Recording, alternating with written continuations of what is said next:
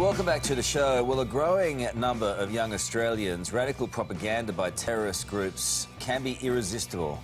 Yes, Australia, the terror is real and ongoing, and according to Carl, there's going to be hordes of terrorists on the horizon charging at you, all these young radicalised guys. Let's see if they're going to do anything about it. I'm sure they've got something up their sleeve. Yeah, now an Australian First program is being rolled out across juvenile justice centres, and it's aimed at stopping young inmates from being tempted by terrorism. Well, Carl said young people in general, but this program is just limited to kids in the juvenile justice system. Okay. Look at Carl, like, he's a knockabout bloke, loves a laugh, but when it comes to these terror things, he could get very sombre and very serious. And look at Georgie, she jumped on board. She's slotted into Lisa's place very well. I acted like she believes all this shit. Okay.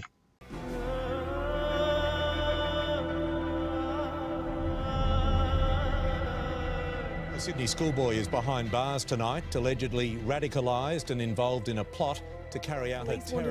Oh, I got a bit scared there. They showed some scary music with the ISIS flag and the guys on Toyotas with guns. That's become the real symbol of terrorism. Yeah, it just sort of strikes fear into the heart of everybody. And I got this example, this 18-year-old known as AM. We'll never know his name. Never know what he actually did. But look, this newsreader, he's telling us it. So obviously it must be true. Well, they wouldn't make something up like that, would they? Know who was involved in radicalising Farad Jabbar Khalil Muhammad, or if there was someone he was trying to The threat of homegrown terrorism is a real threat to us, and we've seen that with the incident in Parramatta a couple of years ago. Okay, they've shown us the 18-year-old AM of that news report, and they've gone back to that Curtis Cheng shooting in Parramatta. Now, were either of these guys in the juvenile justice system? I mean, it's whether they're going to run the program. Oh, look, maybe they were, but they haven't mentioned it. I don't think the guy that shot Curtis Cheng was there. So why are they bother running it just in the juvenile justice system if he wasn't in there? So you can already tell this doesn't make any sense.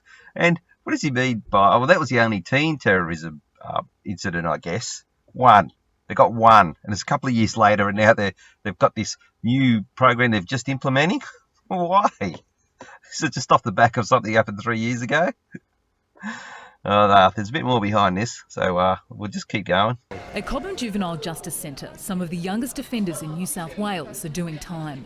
So young people here will come from all different kinds of backgrounds. Sometimes it's about drug and alcohol use, sometimes it's about homelessness, family violence. So our staff work with them to identify what those issues were that brought them here. Well, that can't be the program because she didn't mention terrorism, and they've got teen terrorism right underneath there. And she just mentioned homelessness or domestic violence, things like that, and the normal procedures that they would do there in rehabilitation to make changes to their lifestyle so they don't end up back there. Well, that's just normal. So obviously none of this is part of the program. So I don't know why she's bothered mentioning it. Can we just get to the program? And what we can do to assist them in the future. The centre is mainly a remand facility, so these teenagers could spend days or possibly even years serving their sentence, including one young man who's here on terror-related offences. Okay, he's on terror-related offences. That could mean anything. And he's only on remand, doesn't mean he's been prosecuted or anything. He might be on remand waiting to appear in court. But okay, they've got a terrorist in there. Unless, of course, it's just making a story up. Which is no, they wouldn't do that. No. It's a new program called Countering Violent Extremism. What's this program called? Countering Violent Extremism. Well, that's the name of it. Well, what's that got to do with terrorism? I thought they got teen terrorism. They got a new program to deal with the terrorist hordes that are waiting to pour over the horizon at us, waving in their Toyotas, their ISIS flags, all these young guys that have been radicalised. And she's now starting to call it extremism. Or the program's called Countering Violent Extremism. Well, violence is already a crime, but surely that's already been counted without this program. But we know what they're doing here. Okay, let's keep going. The aim? Stopping young Australians from becoming radicalised. It's interesting when you talk about violent extremism and what makes people at risk of that, and often it's the same thing that makes most of our population at risk for young people. Okay, and they said to stop kids from being radicalised, but they didn't say what to. Well, they're talking about violent extremism. First it was a reporter, now it's this lady. She's Peter Lowe, she's director of this juvenile justice system, but it's interesting what she said.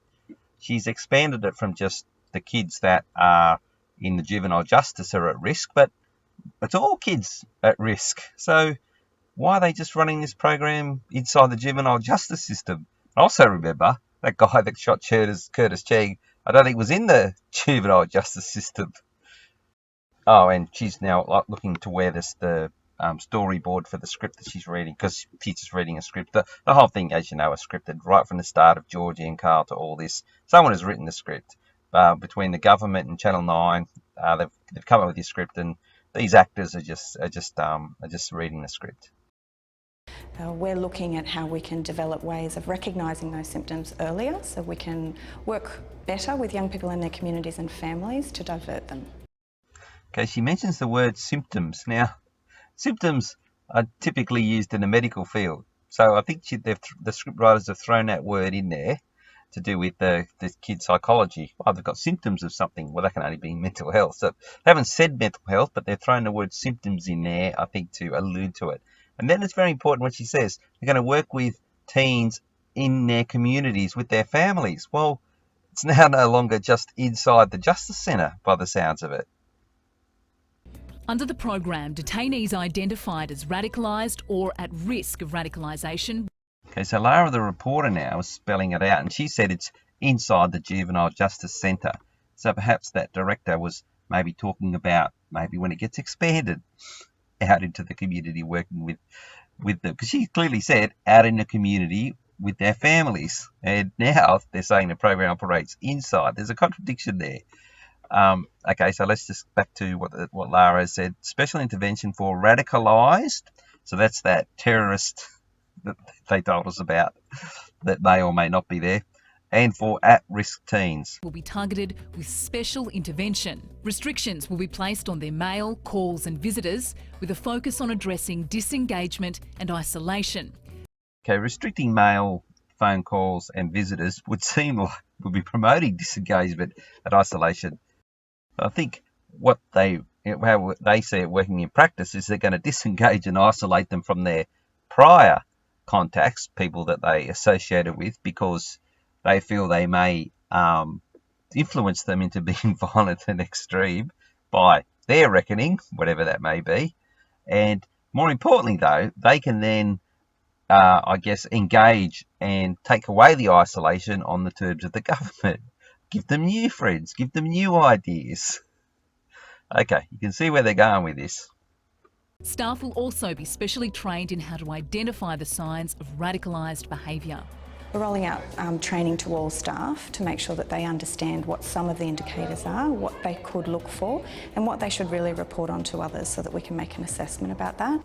Okay, well, she hasn't given a list of the indicators that they're going to tell staff, but I'm pretty sure one of them would be any signs of rebellion, say, not happy with the government, or we might isolate them and disengage them from those influences. And even if they're not there, if they're coming up with themselves, we will then engage with them so they know, what they really need to be thinking. We have to look inside somebody's heart and try to interpret what they believe and what they feel.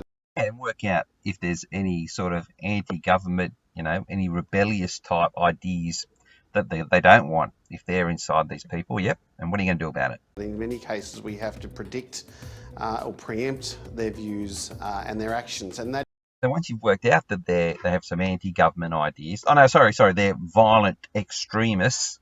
No one's used the word terrorism for a while. That's sort of still up there, but they're just using that word.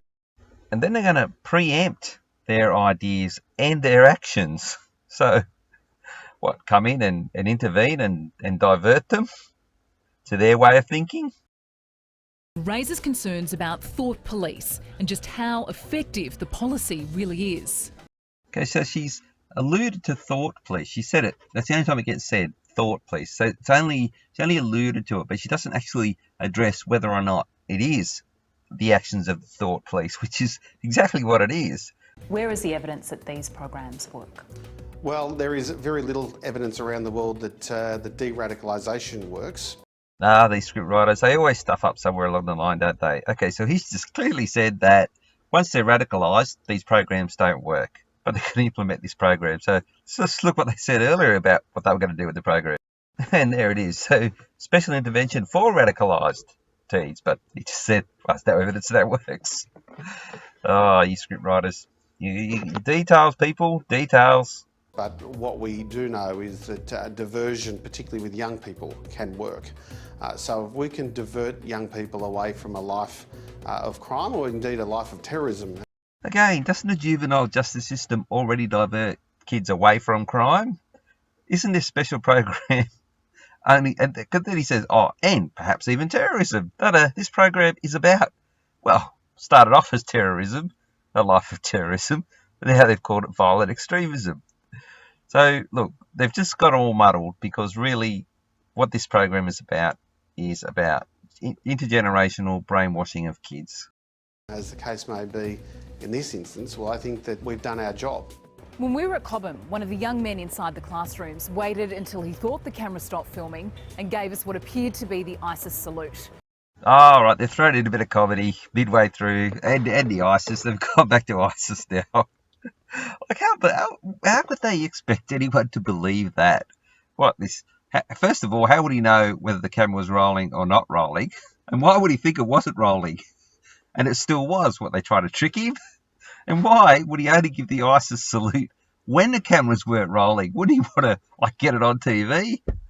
ISIS, promote it? Why would he only want to do it to the reporters? Just a couple of bozos wandering around outside.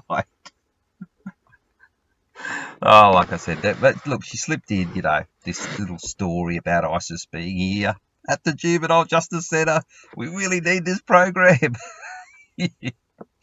Oh, look, like I said, that's a bit of comedy. All right, let's just get back to this actual psyop they got going. Now, it poses the question, how do the people involved in this program tell the difference between behaviour that's designed to provoke and radicalised behaviour? Yeah, that's a good question, because obviously there is a difference. Provoke just means to question and to provoke people into trying to find out things, whereas radicalisation, I think, is where they've decided that they're going to do a violent act. So yeah, how do you tell the difference? Well, in many respects, there's not much of a difference. I mean, most behaviour that is meant to provoke people is actually the behaviour of somebody who's quite happy to express a radical interpretation of their faith. So the question that Lara asked was predicated on that just provoking somebody was separate from radicalisation. And the script has got her to ask that so that he can then specifically say, no, there's no difference between provoking and radicalisation. And this reverts back to one of their favourite tricks that we've all seen before, where they start off saying terrorism, as they have in this story, and then morph it into extremism, or then include extremism. And what he's done here is he has taken radicalisation and expanded it now to include just provocation. And the intention is that there's a much wider net over which either laws, or in this instance a program, can be thrown over a much larger group of people.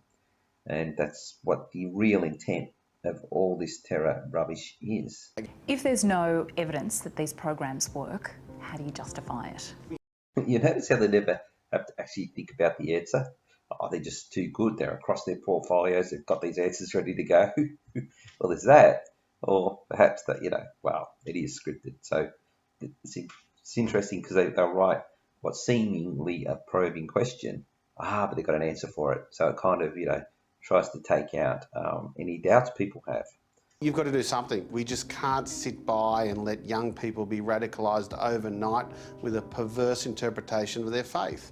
Now that part of the script where they've had that little question and answer session, that's just set up in advance that, we've got to try something, like to put in people's minds that, look, it might not work and itself, we've just got to try something. So therefore, if it, say, fails in any degree, or there's any criticism of it, they can always say, well, we just had to try something, But most importantly, what it does is it leaves them open to conduct more false flags. And that's the most important part. And then still keep this program going, because if they conducted more false flags, people could say, well, this program, and now there's some teen terror attack, will say, well, this program didn't work. Actually, this could be an indication as to where their next terror, terrorists might come from, because it's been totally, the last one, that one in Victoria, like nobody bought. I don't think anyone watching the story took seriously that 150 centimetre Bangladeshi woman was a terrorist. So they probably probably try to get feedback on whether people have bought it or not, and online surveys or whatever, and they might have got some feedback from it. But people didn't really see that as a terror event. The terrorists didn't seem credible. So this could be all setting up for some more terrorist action. I don't know why they really need to run any more false flags, because they've already got any more phony fake shows, because they've already got all their laws in place. So this is more now about implementing procedures, policies, more to capture people rather than laws. And so they don't really need to run them, but they might run them anyway. So, but that little question and answer just leaves it open for them to run it. We need to make sure that they know that their behaviour and their ideas are unacceptable to Australians. It's unacceptable to the mainstream of their own religion, and we've got to make sure that those that want to live radical behaviour, practice radical ideas. Okay, well, practice radical ideas. That just doesn't make any sense. You don't practice an idea. An idea is an initial thought that is then contemplated and then viewed either favourably or not favourably, where a decision is made whether or not to put that idea into practice. But it's only once the actions start that it becomes a practice. So what he's doing there is, even having ideas is, he's called them radical ideas, but look, they're just ideas. They're going to have programs to divert kids away from having ideas. Whether it be faith-based or whether it be in the extreme right, it's something that the government will clamp down on. Now, the script writers have included a bit of a play on words there when he says, and extreme right. It obviously means an extreme right to something. There's other ways he could have said that, but I think it's sort of a bit of a blindside shot at right-wing people, conservatives. And he said that it's something that the government's going to clamp down on. Well, listen, this is just meant to be a program to divert kids to a better pathway through life. What does he mean by clamp down? Perhaps when he's talking about having ideas, in fact, that's what he was talking about. Yeah, really good report from Lara Vella there. Very balanced, wasn't he? And like with a lot of things, prevention hopefully is the ideal way, isn't it? All right, so that's the end of this another script that they've delivered. Well done, they've acted out the scene. My favourite part was the guy with the ISIS doing an ISIS sign when he thought the cameras weren't rolling. Like that was probably the best part of this script. It was most entertaining anyway. But the three things that they were really wanted to get across. One is the obvious: keep terrorism in the news. Terrorism is real and ongoing. Every couple of weeks they're always going to have this sort of rubbish. The second part was that, as Carl said at the start, thousands of young Aussies are at risk of being radicalised into terrorists. So, but the government's there to save you.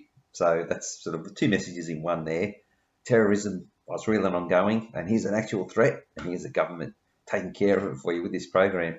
And then there's the announce or given details of the program itself, where when you look at the parts where they extrapolated terrorism to extremism, radicalisation to provoking, and then including the concept of ideas, basically what they're saying is the government, and he said they're going to clamp down this program, but it's going to be expanded obviously across everywhere, is to clamp down on ideas that provoke.